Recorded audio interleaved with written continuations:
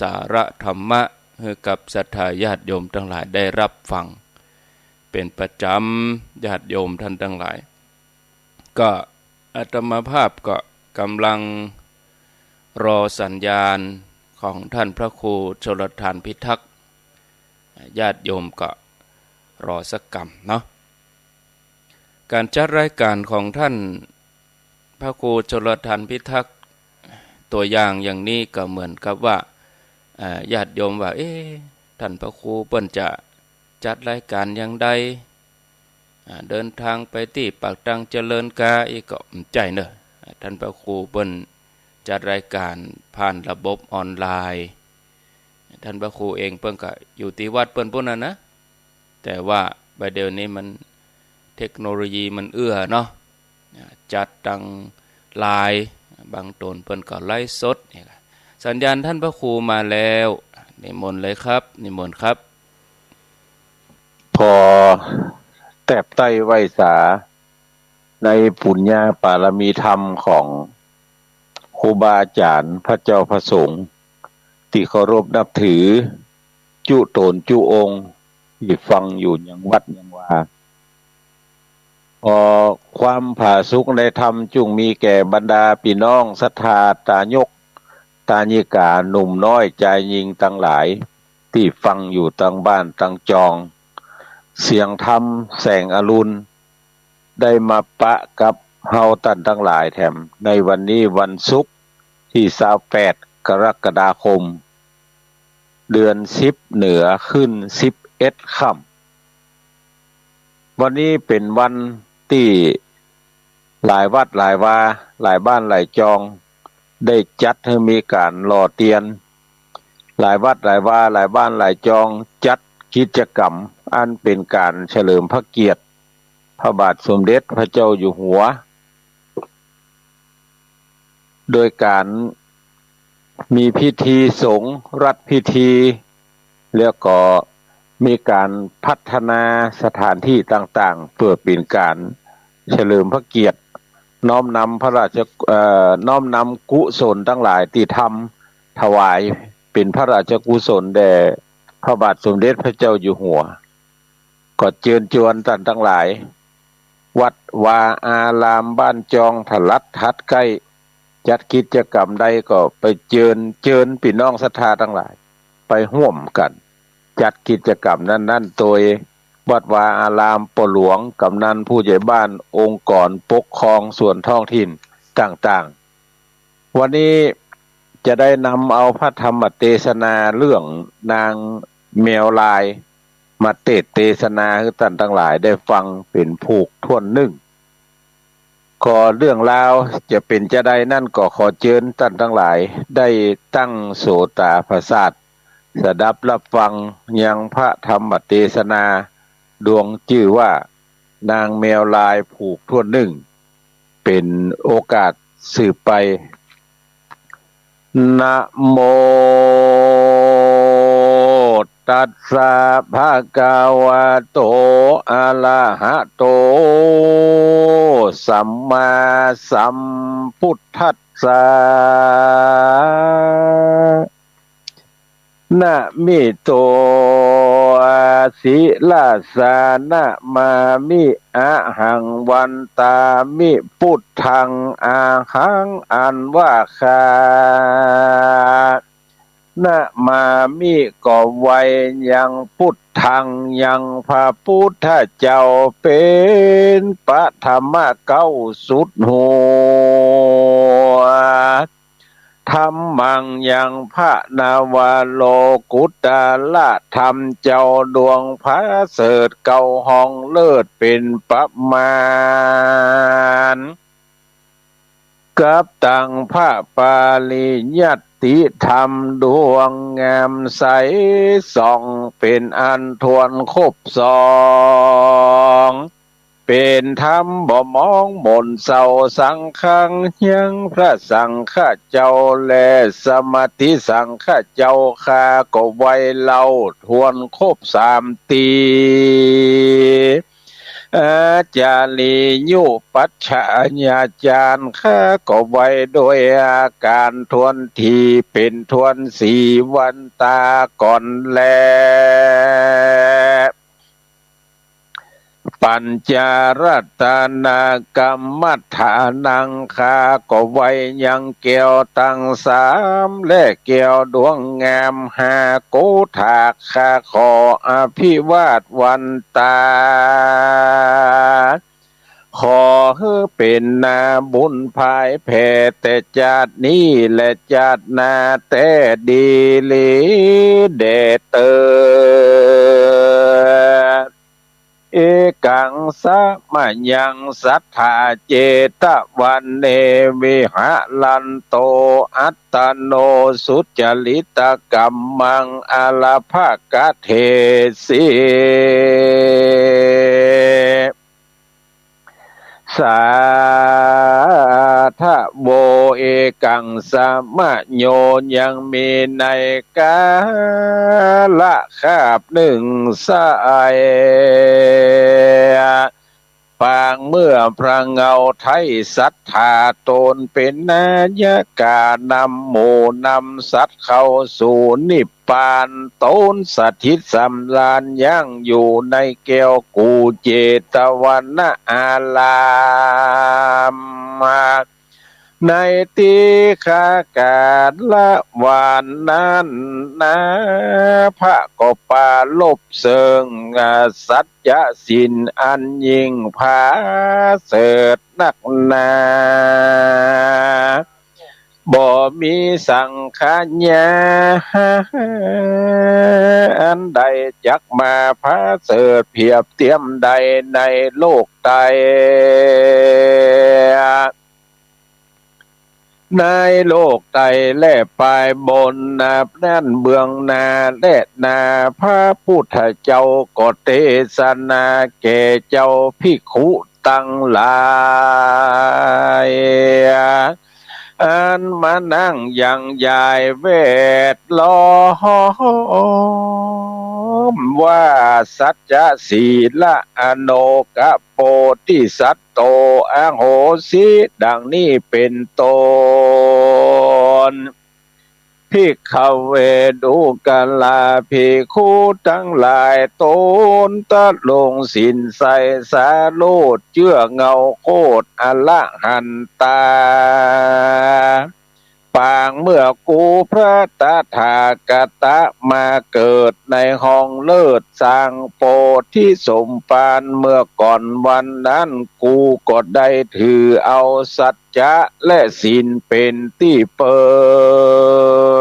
งก็อาศัยซึ่งศีลธรรมกตรรมสุจริตกรรมอันจอบบ่ประกอบโดยโมหะก็พาสะไหลกดแล้วบ่ใดเกาะกอดเกี่ยวเมียแห่งผู้ใดเต้ามีหัวใจอันจื่นบ่มีใจลื่นผิดต้านผู้ใดบ่อาลัยโดยต่างอื่นบ่เต้นตื่นด้วยโกธากูก็เต้าเอาศีลาถือว่าสัจจะศีลสิ่งเดียวปุณณะเมื่อปลายลูนก็ได้ถึงสุขสดสดีเป็นสุขเมื่อปลายนาแต่และว่านาพระตนแก้วสัพพัญญูตนเป็นครูพายโพดพระเจ้าตนนั่นก็ลวดตุมหิอยู่ตามปกติบ่ปากนั่นแหละนาเตภิกขุเมื่อนั้นเจ้าภิกขุตั้งหลายอันมันนั่งยังยายเวทเฝ้าก็ย่อน้อมเกาวันตายกมือสาขาบไว้ยังพระเกี่ยวแก่นไทยศรัทธาขออาราธนาธรรมเทศนาแต่เก้ากับพระพุทธเจ้าจุ้งเทศนาว่าพันเตภะกวาคาแด่พระพุทธเจ้า ตนเป็นเก้าเงาโลกาอ่านว่าธรรมเทศนาลวงแล้วพระตนแก้วก่าวจายังบ่พาโกดหันมาสักเตื้อขอพระดอกเกลือจุ้งเทศนาเพื่อแก่ผู้ขาตั้งหลายได้ฟังพ้องแดเตอว่าอันตะตาในกาละยามนั้นศรัทธาอันว่าสัพพัญญูพระพุทธเจ้าตนภาพเงาสัพพัญญูตนเป็นคู่สักตวัดได้ยินกามพี่กุมาอาราธนาขอพระพุทธเจ้าก็ยอมือถือเอากาละบัตตากาละปัดกันแงเงาใสส่องพระก็ไข่ป่องแก้วคำแดงคือว่าปากแสงงามเลิศแล้วโตนผ่านเพียวโสภาพระก็เทศนาอติตจาตจริงแสงสวัสดกถามว่าอาทิเตกาเลกิละภิกขเวปาลานาสิยังพระมัตตโตนามะลาจารัชังกะเลสิดังนี้เป็นเก้าดูกะลาภิกขุตั้งหลายตนเป็นสายอาลิญญาญาติในอติตญาติเหิงนั้นยังมีพระภูบาลอาข้าวตะลงยศแย้วอนันต์ชื่อว่าโสพันพมตัตลาจาอยู่เสวยเมืองปาลาแหล่งลา เป็นเจ้าฟ้าผาภูลีมีนางอักกะมเหสีซ่อนเต้นอยู่เสวยแคว้นเมืองขวางหมู่เสนาการเวทเฝ้านบขาบเจ้าปู่จาเมืองปาลานาสีสุขมากก็มีแลตะตาในกาละยามนั้นบ่ปอนานเต้าใดส่วนวัดนางแก้วแก่นไทยเตวีตนเป็นอากาบเหสีแห่งพระบาทไทยก็พาสูตรได้ลูกน้อยหน่อใจเดียวลูกงามสมเสียวหน่อเนาเป็นที่รักแก่พ่อแม่เจ้าสุดใจเจ้าบัวไข่งามทนถูกพ่อแม่เจ้าจิ้งปลูกชื่อว่าเจ้าบัวโรมก็อยู่กับองค์ปอเจ้าที่ราชบนีพรากไปไหนก็มีแลนาอยู่มาบ่เมินเต้าใดสายใจนอนเนาก็ย่างเตียวต่อเต้าไปมาส่วนพระมารดาแม่เจ้าก็สัมภาสูตรใดลูกเต้าเป็นใจญาติทั้งหลายใจจ้าก็ปากันเอาผ้าผืนงามมาหับเอากุมารงามใจอ่อนโดยผ้าผ่อนใส่บ้านงามจิ้งใส่ชื่อเจ้ากุมารหนอนเนาว่าเจ้าบัวคำก็กระทำตามน้ำวันเกิดลูกล้ำเลิศเป็นใจญาติทั้งหลายฮักมากบ่ฮือเจ้าพรากไปไหนฝูงไพร่ไตมาเปิงอาสไลซึ่งปอปิตาฟูวงสาลักมากบ่ฮือเจ้าน้อยราดมัวมองคือเจ้าทั้งสองสนุกสร้างดูสองเจ้าย่างไปมายามนั่นตนมารดาแม่เจ้าก็ได้เข้าสู่จำศีลนางบ่ยินกึดแย่กองวัดหากอยู่ในศีลธรรมนางก็มาสมาตาเนาศีลห้าอยู่ในฐานะที่นอนตนยกมือเมื่อบนต่างเก่ามีใจบ่เศร้าจบบานว่าข้าขอข้าได้ลาพระสการลาบใหญ่นางอยู่นบไว้สาธุการเหิงเบิ่นนานมาควาย ก็โดยนางอธิษฐานหวานไว้โดยเตจะสินใสดวงคารแห่งนางดงคารลาจะเตวีก็ไปพาโกฏมีเถิงจันฟ้าตาว่าติงสายามนั้นอันว่าหินปันดุกัมปะละศิลาอาจแห่งตาราชอินตาอุณหากาลัง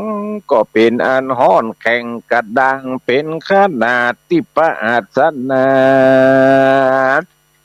แห่งอินตาที่ลาดอันอยู่บนภาศาสเวใจยนต์เต้าก็มาเล็งลุ่มไตเต้าไทยพอเล็งดูในโคงจุ้มปูดานไตก็หันนางนอไทยเตวีอยู่หักษาศีลดีไว้กับตนโดยเตจะบุญอันใหญ่ยามนั้นเต้าไทยทิลาดก็กวาดแจงในใจว่ากูอันเป็นอินตากวนไปโพดนาพระเหินใด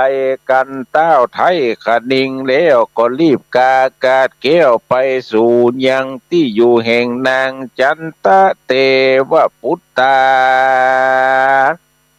แล้วก็อนัตสัญญาสั่งใจว่าดูลาตานไทยจันตะเตวบุตรเฮยต้านจุงลงไปเกิดในกำเนิดต้องนางเตวีในเมืองปาลาณสีใหญ่กว้างเพื่อเสพสร้างสมปานก็เปิงกวนแก่ต้านแต่และนาว่าอ่านแล้วต้านโตนต้านแก้วอินตาก็ไกกาคืนไปสู่ยังที่อยู่เวใจยนต์ภาศาสตร์แห่งตนก็มีแลตะตาโพธิสัตโตจะมรณังตาวติงสาโหสิในกาลยามนั้นอันว่าจันตะเตวบุตรตนนั่นก็จุติกากาศเอาตนพรากจากจันฟ้าตาวติงสาก็ลงมาปฏิสนในต้องแห่งนางนาดน้องลาจะเตวีโตนเป็นอากะมเหสีแห่งพญาปาลานาสียามร้ายที่จักไกลงก็มีหันแหละนา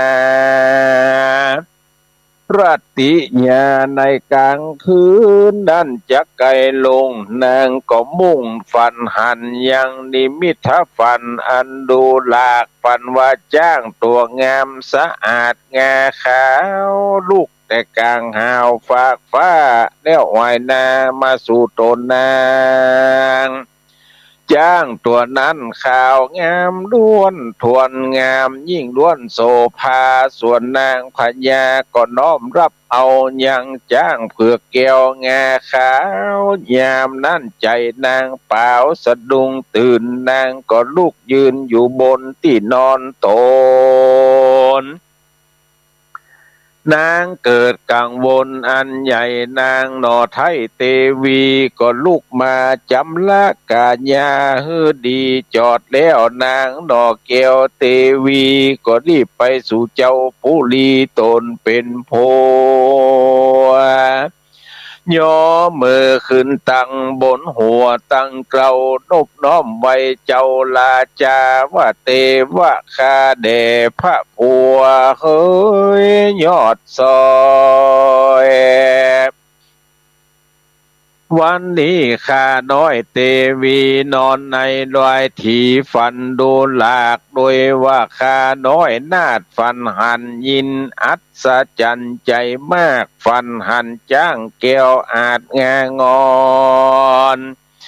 จะละเดินจอนกากาจากห้องอากาศกลางหาวมีตัวและคนข่าวใสดีปอดลูกแต่ฟ้ายอดลงมาส่วนตัวน้องข้าก็รับเอาใดมันมาตกใส่เนื้อมือกันว่าข้าหยิบตือเอาใดแก้วจ้างแก้วก็รวดหายไปข้ายินตกใจสะดุ้งตื่นจริงรีบมายก ยอยืนถวายสารนี้และนาข้าแด่พระกษัตริย์ลาเนื้อหัวตนเป็นผัวที่ไว้ขอพระเกี่ยวแก่นไทยจุงเก่าแก่จอบแต่กำฝานตามดังคาหากหันมาจิ้มเตอะว่าอันเมื่อนั้นพญาปาลานาสีก็ยินดีจอบสู่เหตุได้ยินกำนางนอกกูเมียแปงมากล่าวแถลงแสงสายพระจิงแกกำง่ายความฝันว่าพัดเตดูกันลานางจอมควรเฮ้ยนาดน้องนางอย่าใดขิงข้องการใดนางอย่ามีใจเดือดร้อนตุกขิงคอนหัวใจจิ้นตึลอยว่ากับพระจักมีในต้องแห่งนางนาดน้องเมเตวีกับพระภูมิกันว่ากล่าวแล้วจักจากับนางแก้วเตวีเพื่อใครกำดีฮือแจงพระจริงเฮอเสนาผู้ฉลาดอันรู้ขวาดกิจจาพญาจิ้งกล่าวว่าอามัชชาดูกลามหาเสนาผู้ฉลาดตั้งพระมณะเจ้าจาดกหบดีตั้งเศรษฐีปกาทุกทนนาหมู่เจ้าเมืองสู่จุงป้ากันมานันเนืองพรำพร้อมเข้าสู่ห้องสนามกูลีบเตอว่าอันโสตัสสรติญาอนาสะปฏิกหาปฏิปันติโตพระมโนปะโลหิโตอาโหสิในวันนั้นและลุ่งสายฟ้าปุ้งเบือเลืองบานฟูงหมู่เสนาหารเจ้าข้าขุนเต้าเงาคนในป่ากันลามไหลมาจะเจิดยังเมืองพอมืดนันเนืองจดที่ใบสีกี้บะเรืองงามภาษาคานหลังอาจน้ำเต็มวาดสมสีแก้วมันนีพดับขายก็แล้วจูบฝ่ายพจิตงามเขาแต่งจามฤทธนาทัดนันนาบ่แล้วสมาแต่งแปลงป่องเกียวเบ่งจรพดับซอนโดยเกียวกาบเลื่อมมาปุ่นดูจิ้นแดดนา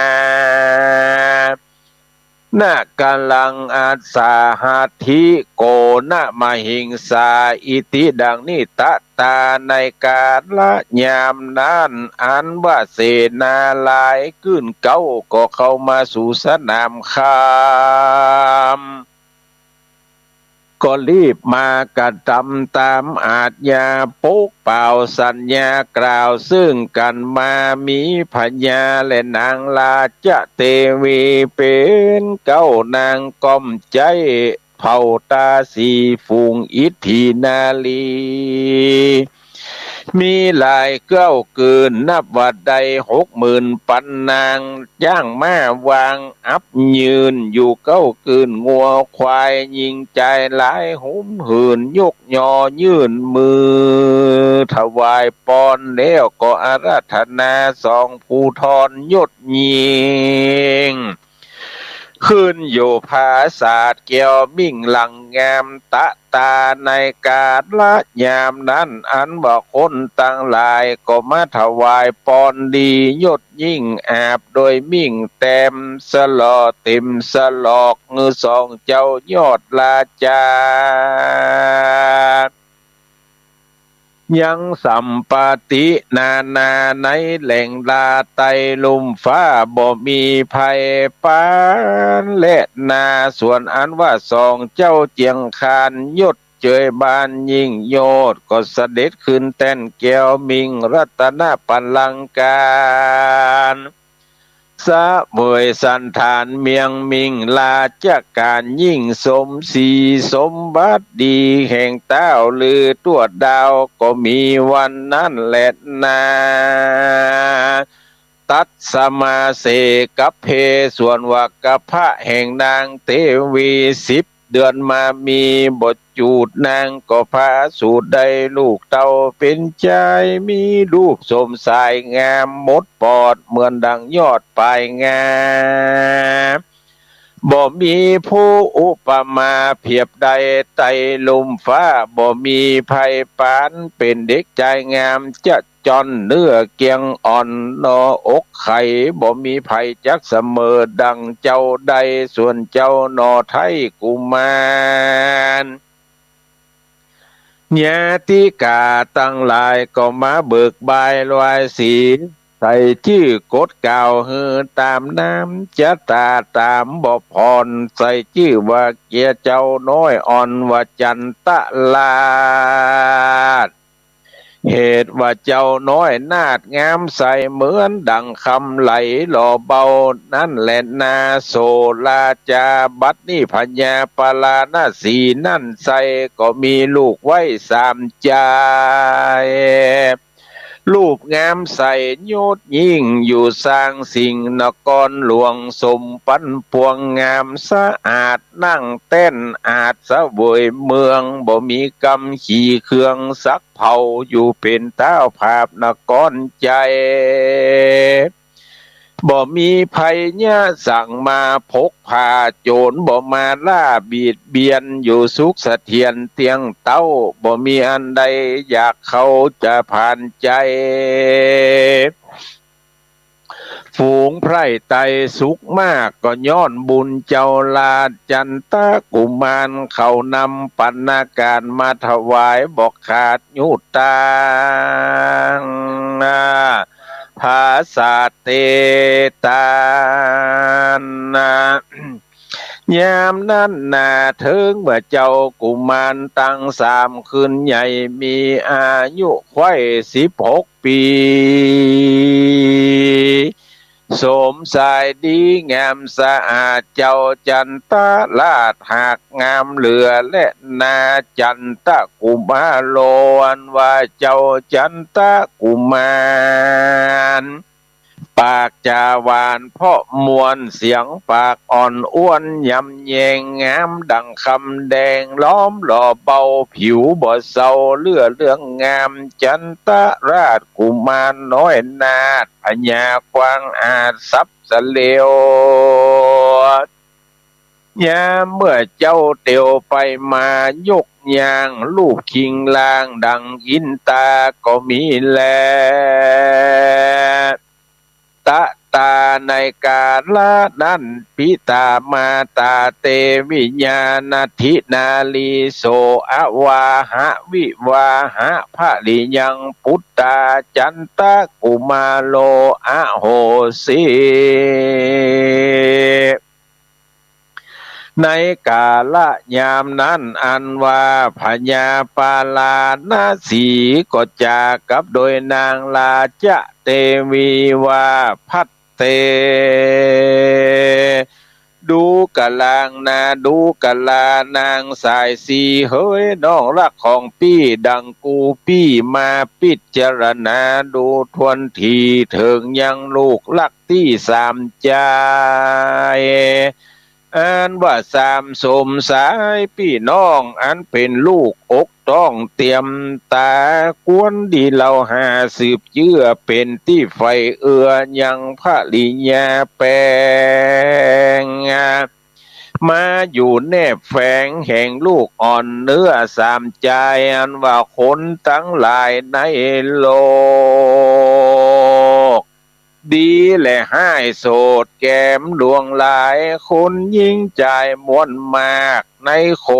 งเขตจุมปูหากเสมอกันเราก็ควรวาหะวิวาหะปันแก่ลูกควรดีปลูกเพื่อกินเมืองก็จักเปิงกวนจะแหละนายามนั้นนางเตวีสลีอาข้าวจิ้งไว้พระบาทเต้าผัวขวนว่าเตวะคาเด พระจอมธรรมที่ไว้ตามดังกำปีไทยกล่าวจาผู้ข้าก่อนยินจอบสู่ไข่เฮอสามดอกกูบุตตามีพระดิญญาแฝงเนื้อจักใดหลานเชื่อไว้สืบแทนเมืองมานั่งเต้นคำเหลืองป้ายนาเมืองจักบ่ถอยจ้าเสียศูนย์สืบแทนพระกุลป้ายนากำพระหนอฟ้าดีหลายคายินดีกับโดยตามพระบาทเจ้าผัวควรและปี้เหยว่าอันวันนั้นตะมัดทางประกาเซนโตสัทธาอาหะตัสสะวรากิญาพุทธันโตพระมโนปโลหิตากาหะปฏิอามัชฌาอาคัจฉาหิดังนี้สัทธาอันว่าสัพปัญญูโตนเป็นคู่แก่โลกจักไข่อาโปกบาลีบทหลังมีไปแจ้งพระจริงแสงเตสนาวาภิกขเวดูกาลาภิกขุทั้งหลายโตนถ้าลงสินใสวิโลดเชื่อเงาโคตรอรหันตาจุ้งฟังยัง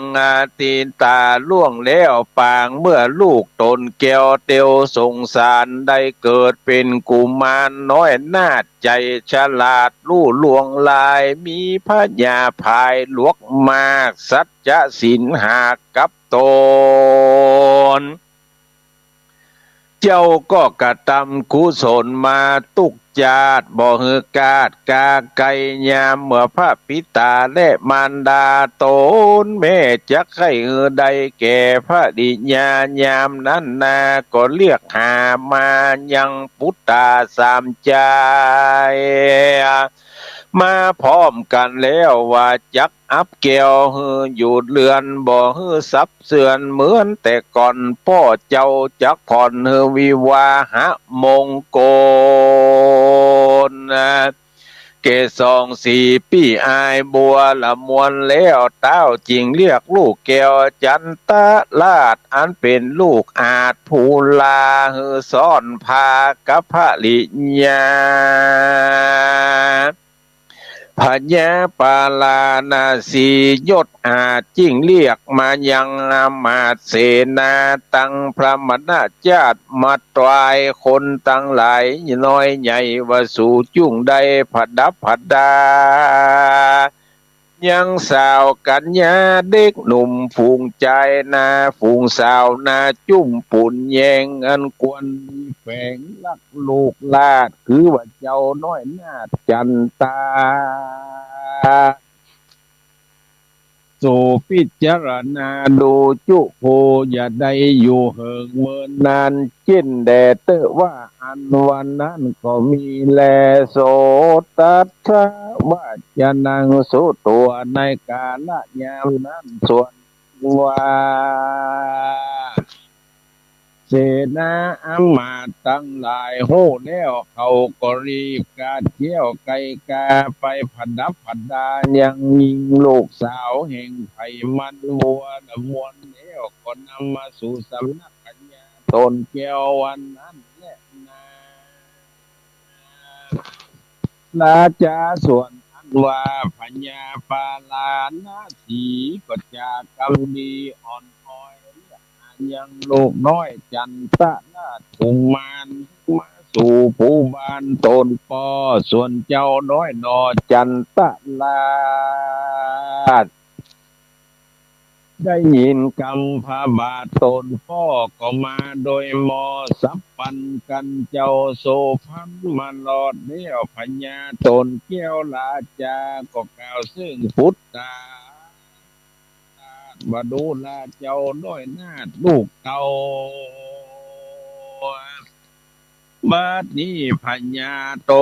นพ่อก็มีใจฮักต่อพุทธามักให้ฮือลูกลาพ่อได้สืบต่อกินเมืองวันนี้จริงเรียกหมู่นางกัญญาเรื่องเชื่อชาติล้วนแต่เป็นลูกอำมาตย์และลูกเสนา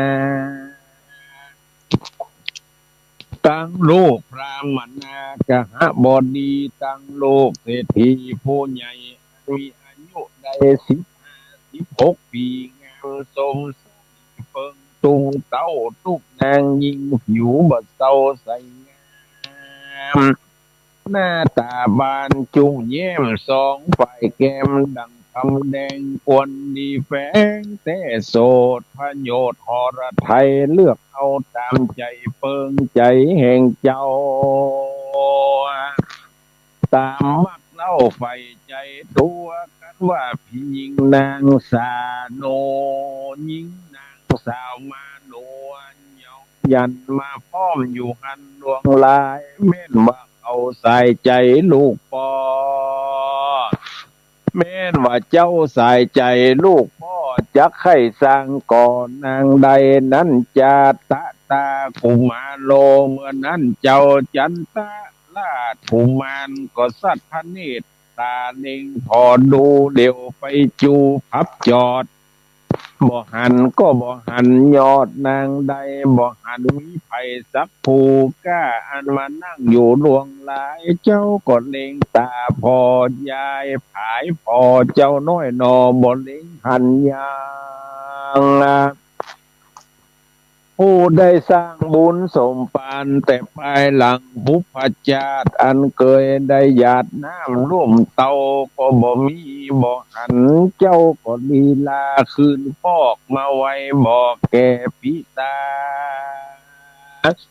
กับพญาโตนแม่ว่าเตวะคาแด่พ่อและแม่เป็นเจ้าอันรักจักให้เงอลูกเต้าเอาพระดิญญาข้าก็เลือกไปมาพับจอดก็เล็งดูขอดเสียงดีหลีอันว่ายิงในเมืองปาลานาสีแคว้นฟ้าจักมาใส่แทงบ่สมเปิงแก่ขาดดีเอาจักหายิงงามเราบ่ได้ลางพ้องใหญ่เสียได้ลูกประกายบ่โทนล้างพ้องเปาะปากบ่อ่อนอวนจ่าเสียงแข็งเสียงปากแรงเฮิดหาดนาบ่ใจธรรมชาติคนยิงล้างพ้องตัวคิงสูงได้ห้าวเป็นที่สาหดหากำอดบดใดกันเขาได้มาเป็นใหญ่ก็ซ้ำจักมาใส่แทงโพ้นประมาณจากำตันต่อไพร่เนี่ยใจไม่บ่รู้ละอายตัวเขาบอกกลัวสั่งสักญาติมีกำปากญาติจากแห่งลางพ้องผิวแดงดำนากำขาดเสียนพรำเต็มตัวให้หัวเหมือนจักมีให้คาลูกให้บอกให้เอาเป็นแม่หญิงเมาในโลกเอาโศกโคกโคนฟังมา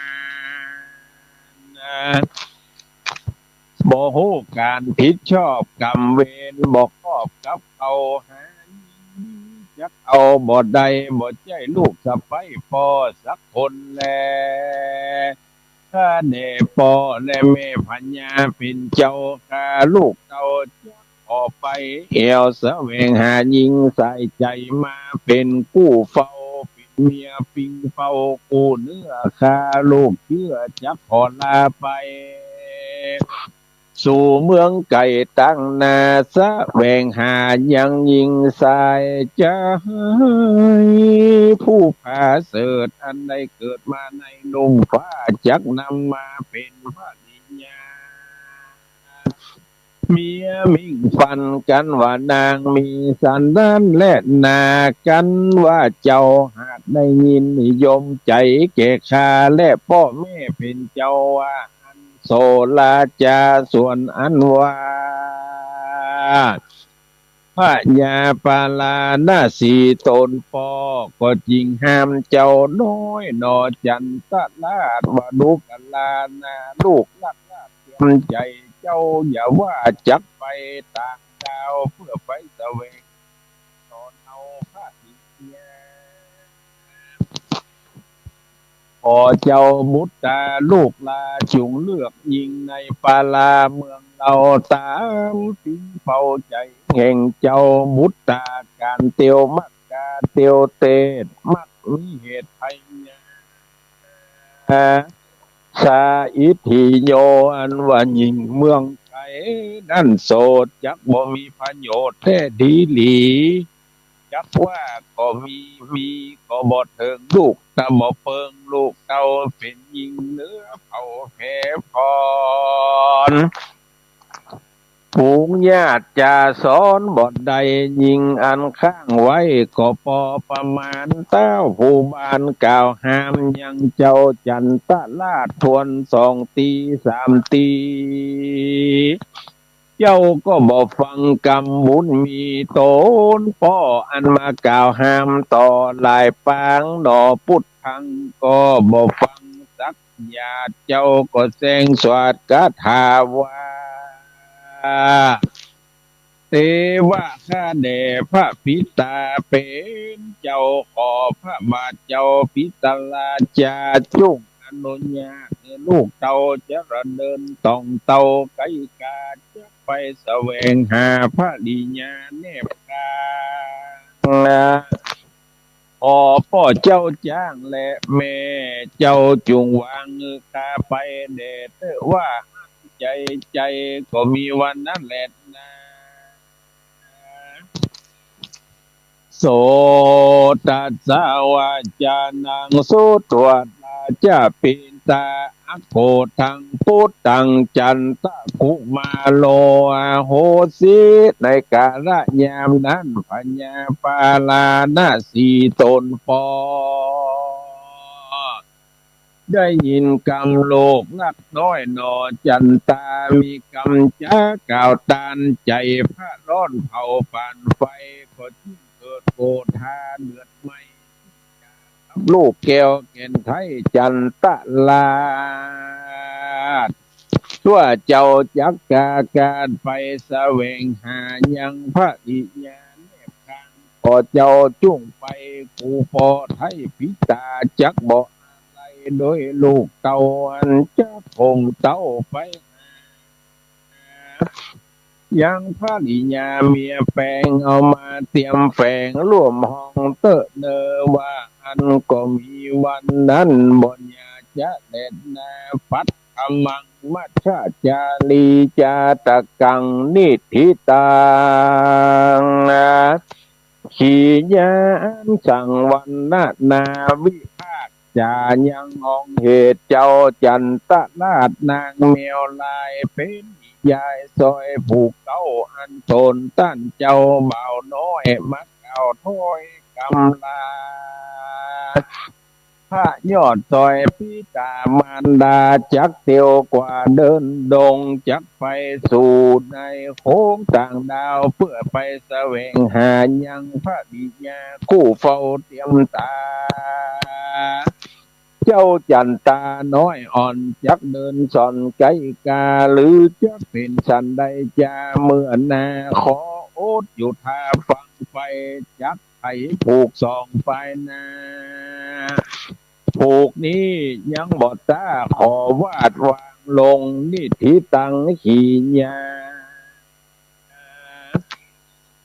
อันเตสัตนายังทำดวงจี้ว่านางแมวลายผูกท่วนนึ่งก็บังโก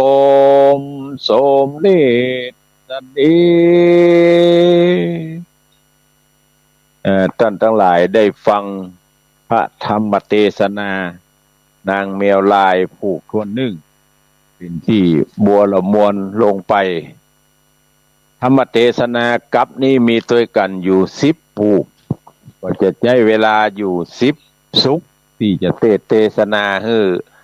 บรรดาพี่น้องศรัทธาทั้งหลายได้ยินได้ฟังสืบไปการฟังพระธรรมเทศนาอันเป็นธรรมข้าวนี้นั่นก็จะต้องฟังติดต่อกันไปเพื่อจะได้อรรถรสในการฟังพระธรรมเทศนาว่าเนื้อหาสาระของพระธรรมเทศนานั้นจะไป ลายหนึ่งลายใดกาจะเป็นไปเป็นมาจะได้พ่องก็จะได้ฟังในสาระธรรมอันแทรกไปโดยคำสอนที่ตั้งนักปราชญ์เจ้าได้ก้อนไกเอายังคำสอนของพระสัมมาสัมพุทธเจ้าออกมาเป็นทำนองร้อยแก้วให้เฮาท่านทั้งหลายได้ยินได้ฟังก็อย่างที่บอกไปเบื้องต้นว่าวันนี้เป็นวันสำคัญของชาติเป็นวันพระราชสมภพคล้ายวันพระราชสมภพของพระบาทสมเด็จพระเจ้าอยู่หัวแต่ละวัดแต่ละวาแต่ละบ้านละจองก็จัดให้มีการพัฒนาหมู่บ้านพัฒนาวัดวาอารามเพื่อเป็นการเฉลิมพระเกียรติของนายหลวงก็ตั้งตำบลเทพเสด็จเกิดจัดให้มีการงานเฉลิมพระชนมพรรษาที่องค์การบริหารส่วนตำบลเทพเสด็จกลุ่มองค์กรต่างๆก็จะได้ไปถวายความจงรักภักดีวางพานพุ่มแล้วก็ทางท่านนายกก็จะมอบเกียรติบัตรและประกาศเกียรติคุณให้แก่พ่อให้แก่แม่ให้แก่ลูกที่มีคุณสมบัติในด้านการทนุบำรุงครอบครัวทนุบำรุงพระพุทธศาสนาในวันนี้เมื่อง่ายวันนี้แล้วก็ตั้งที่ว่าการอำเภอแต่ละแห่งก็จัดกิจกรรมนี้อย่างเดียวกันอาตมาภาพก็จะนำเอาพี่น้องศรัทธาบ้านตาทรายบ้านเปียนบ้านปางจำปีบางส่วนไปพัฒนาสำนักสงฆ์บ้านเปียนวันนี้ไผ่ว่างก็เจอเนอหอก็เข้าไปตัวก็ปอละท่านทั้งหลายหอก็เข้าไปตัวส่วนอาหารนั่นตั้งส่วนกลางมีอาตมาภาพกับผู้ดูแลสำนักสงฆ์บ้านเปียนก็จะบริหารจัดการให้ในส่วนของอาหารแล้วก็น้ำมันเชื้อเพลิงก็จะจัดการให้จะได้นำลงไปจากทางลุ่มก็เชิญชวนเขาท่านทั้งหลายเนาะบ่มีเครื่องตัดหญ้าก็เอามีดไปช่วยกันเที่ยวช่วยกันฟันช่วยกันปัดกวาดมีสลาดก็ไปโดยจะปัดกวาดเที่ยวอาคารต่างๆแล้วก็จะได้พัฒนาสืบไปแถมภัยที่จะไปตานเตียนไว้กับสำนักสงฆ์บ้านเปียนในวันนี้ก็เจอเนออาตมาภาพจะอยู่หั่นถึงบ่ายสองเพราะว่าบ่ายสามจะต้องไปที่วัดพระธาตุดอยสะเก็ดไปเจริญพระพุทธมนต์ถวายเป็นพระราชกุศลแก่พระบาทสมเด็จพระเจ้าอยู่หัวสืบไปแถมดังนั้นก็อยู่ใกล้ก็เชิญชวนไปร่วมกิจกรรมนี่ตัวกันเนอท่านทั้งหลายแล้วก็วันที่สองเป็นวันเข้าพรรษาก็อย่าไปลืมเนอท่านทั้งหลายห่อเข้าไปตัวเอาเข้าตอกดอกไม้ถูกเตียนปัจจัยไปตัวไปร่วมงานสักการะพระธาตุเจ้าเจดีย์ไหว้สาปารมีพระเจ้าสี่สองเมืองที่บนดอยนางแก้วคณะสงฆ์อำเภอเวียงป่าเป้าเป็นเก้าแล้วก็คณะสงฆ์อำเภอดอยสะเก็ดก็ร่วมงานนี้ตัวกันจัดงานสักการะ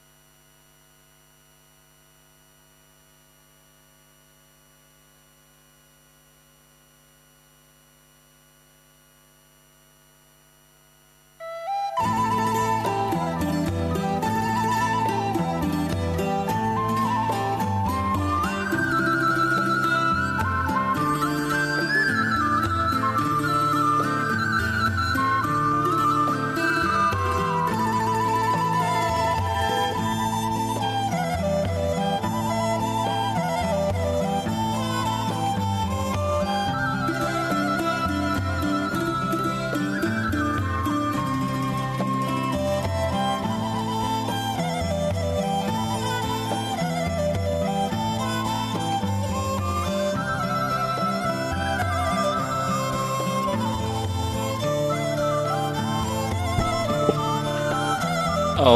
ละศรัทธาญาติโยมทั้งหลายต้องขออภัยสัญญาณท่านพระครูหลุดเอามาทำไมเนอะครับนิมนต์ทำไม